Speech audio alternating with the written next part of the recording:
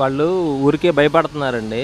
వాస్తవంగా జరిగింది ఏంటి అని అంటే, మాకు నాయకులు అనేవాళ్ళు ఎవరూ లేరు. లోకేష్ బాబు గారు ఇచ్చిన పిలుపు మేరకు క్లస్టర్ స్థాయిలో ఇప్పటి వరకు కూడా బయటకు వచ్చి ఇన్ఫ్లుయెన్స్ లేని నాయకులు, కార్యకర్తల స్థాయిలోనే మహానాడు జరిగిందండి. అయినా సరే ఒక్కొక్క క్లస్టర్కి వాళ్ళు మాకు అధిష్టానం నుంచి చెప్పింది ఏంటంటే 250 నుంచి 300 మంది తో చేయండి అని చెప్పేశారు. మేము కూడా ఏంటంటే సరే అంతే అని అనుకొని ప్రిపేర్ అయ్యాం. కానీ ఊహించిన విధంగా జనాలు ఒక్కొక్క క్లస్టర్లో 500 మంది, 600 మంది, 1000 మంది మేము చెప్పుకోవాల్సిన అవసరం లేదు.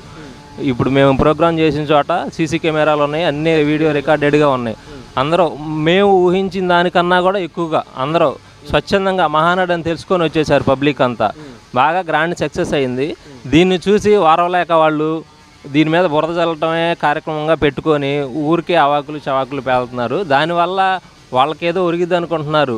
పబ్లిక్లో పార్టీ ఉంది, ఏం చేస్తాం ఏంటనేది పబ్లిక్ చూస్తూనే ఉన్నారు.